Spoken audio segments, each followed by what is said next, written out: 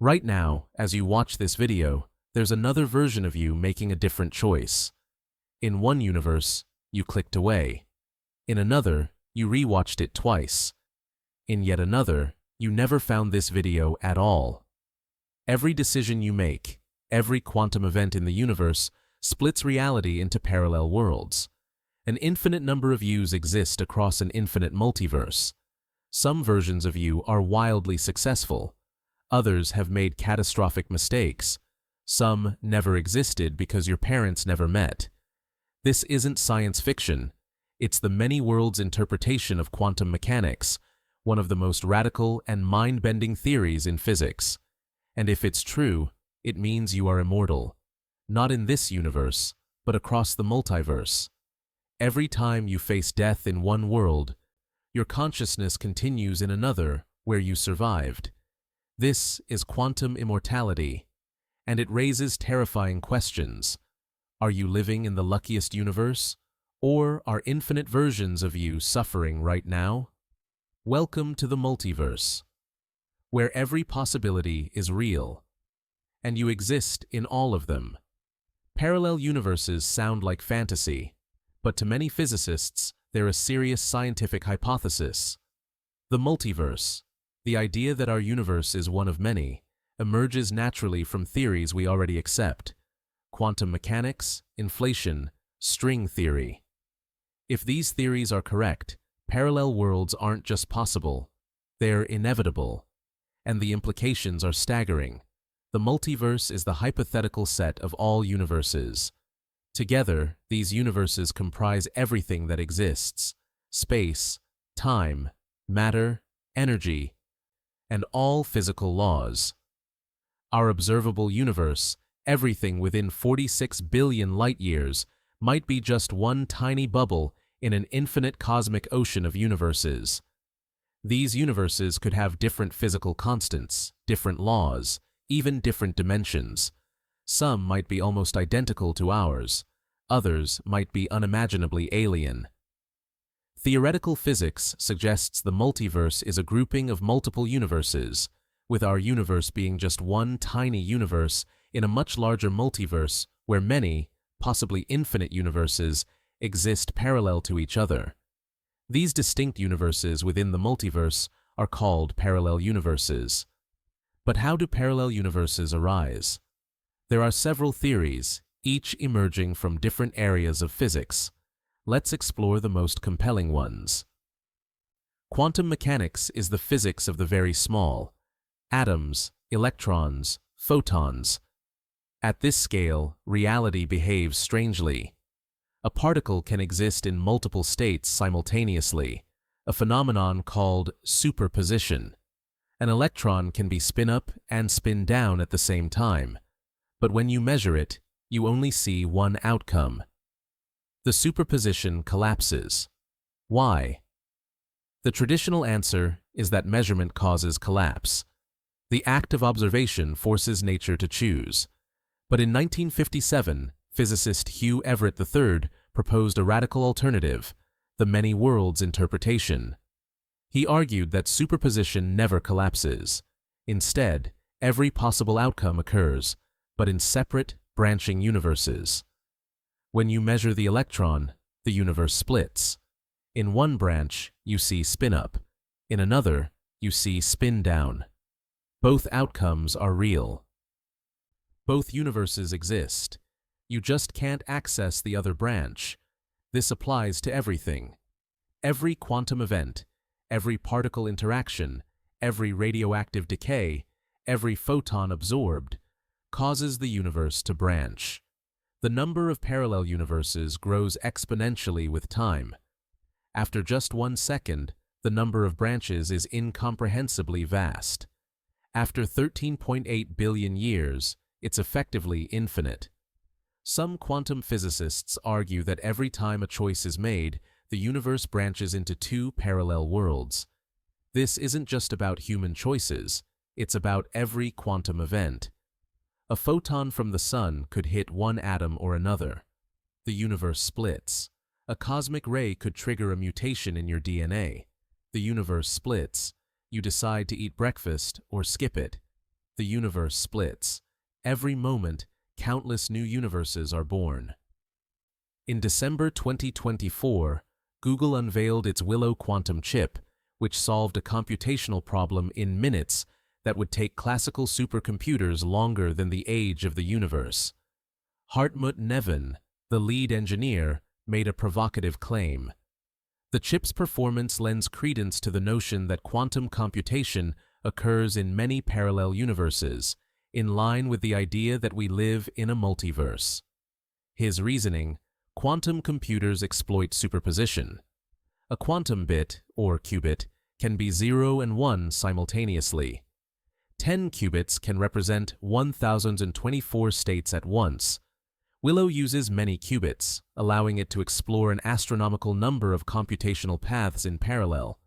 If these paths exist only in our universe, where does the computation happen? Neven suggests it occurs across parallel universes. Critics counter that this is speculative. While Willow demonstrates quantum power, it doesn't provide empirical proof of parallel universes. The multiverse remains a theoretical construct, unconfirmed by current experiments. Associating computational breakthroughs with the multiverse might be more philosophical than scientific at this stage. The extraordinary speed of quantum computation can be celebrated without tying it to parallel dimensions. Still, the fact that a major tech company's quantum engineer publicly invokes the multiverse shows how seriously the many worlds interpretation is taken in cutting-edge physics. If the many worlds interpretation is true, it has a disturbing implication: quantum immortality. The idea proposes that consciousness never truly experiences death. Here's the logic. Imagine you're in a life-threatening situation: a car crash, a heart attack, a Russian roulette game. In some branches of the multiverse, you die. But in others, by sheer quantum chance, you survive. Maybe a neuron fires differently, altering your reaction time. Maybe a cosmic ray flips a bit in your brain, changing your decision. However improbable, there's always some branch where you survive. According to quantum immortality, your consciousness always continues in the branch where you survive, no matter how improbable that survival might be. From your subjective perspective, you never experience death. You just keep finding yourself in increasingly unlikely survival scenarios. In every moment, countless branches lead to your death, but you're only aware of the ones where you live. This doesn't mean you become invincible. You still experience pain, injury, and aging.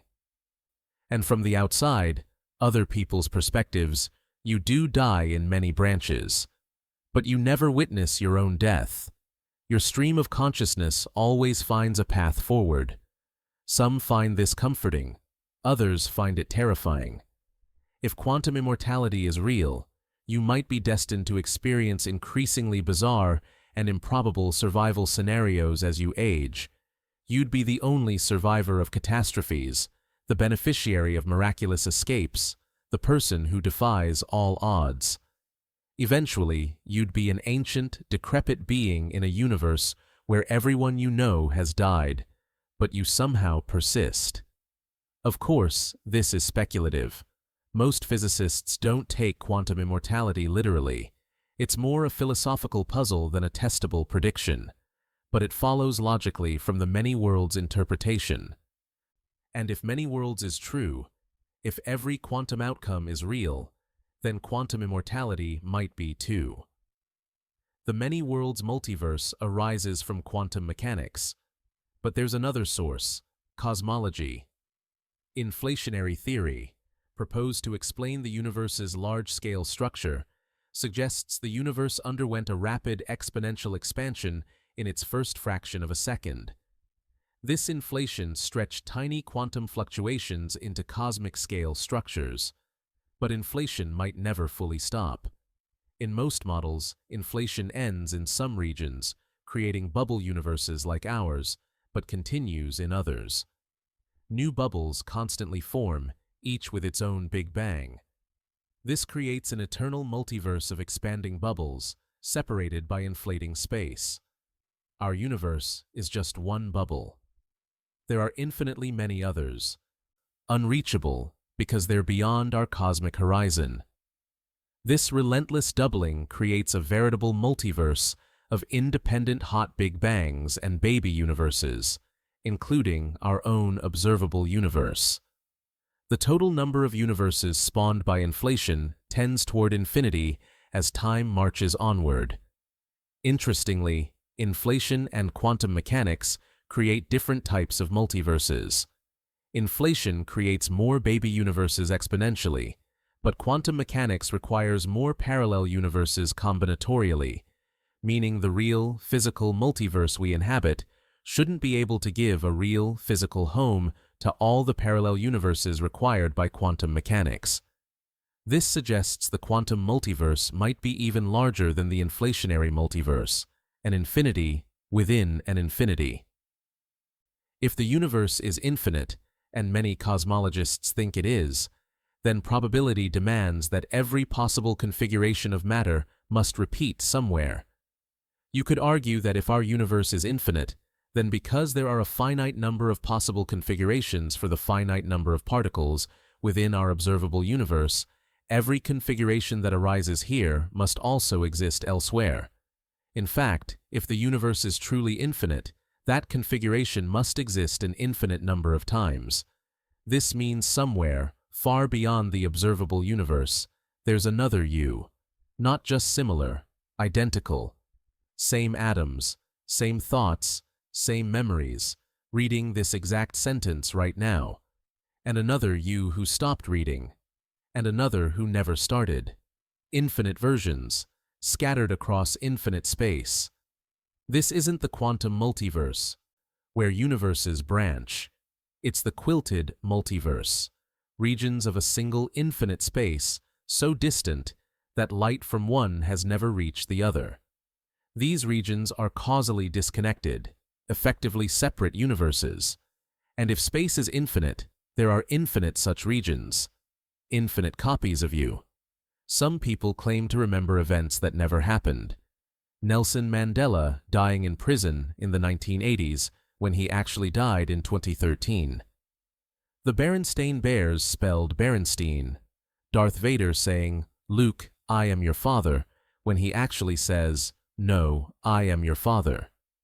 These are called Mandela effects, when large groups of people share the same false memory.